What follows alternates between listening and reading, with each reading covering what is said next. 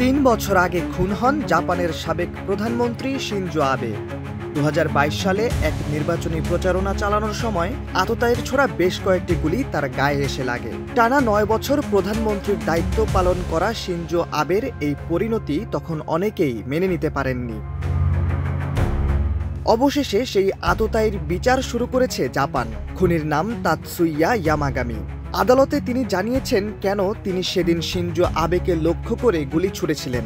জাপানের স্থানীয় বেশ কয়েকটি গণমাধ্যম এবং আন্তর্জাতিক কয়েকটি গণমাধ্যমে উঠে এসেছে সেই তথ্য।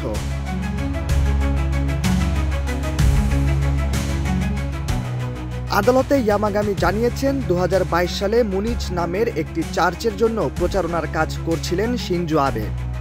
তার কথাতে ভরসা করেই চার্চের প্রতি আস্থার প্রমাণ দিতে গিয়ে ইয়ামাগামির মা প্রায় ১০ কোটি ইয়েন দান করেছিলেন। ফলে তাদের পরিবার দেউলিয়া হয়ে যায়। এই ক্রোধ থেকেই শিনজো আবেকে গুলি করে হত্যা করেছিলেন ইয়ামাগামি। এক্সট্রিম মশার কয়েল প্ল্যান্ট ফাইবার দিয়ে তৈরি, ডেঙ্গু, চিকুনগুনিয়া বাহি সহ যে কোনো মশার বিরুদ্ধে দেয় এক্সট্রিম সুরক্ষা। অপরাধ বিশ্লেষকরা বলছেন আকস্মিক হতাশা থেকে ইয়ামাগামির মধ্যে হঠাৎ খুন করার প্রবণতা জন্মেছিল। ফলাফল নিজের বানানো অস্ত্র দিয়েই তিনি হত্যা করেছিলেন শিনজো আবেকে।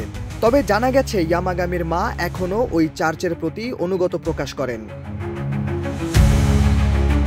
চার্চের ঘটনায় জাপানের ৪ মন্ত্রীকে পদত্যাগ করতে বাধ্য করেছিল জাপান। ইয়ামাগামির বিচার চলাকালে আদালত আদেশ দেন ওই চার্চটি ভেঙে ফেলার। জাপানে বন্দুক সহিংসতার হার খুব কম হলেও শিনজো আবে হত্যার পর ঘরে ঘরে অস্ত্র তৈরির আইনে এসেছে কড়া নিষেধাজ্ঞা।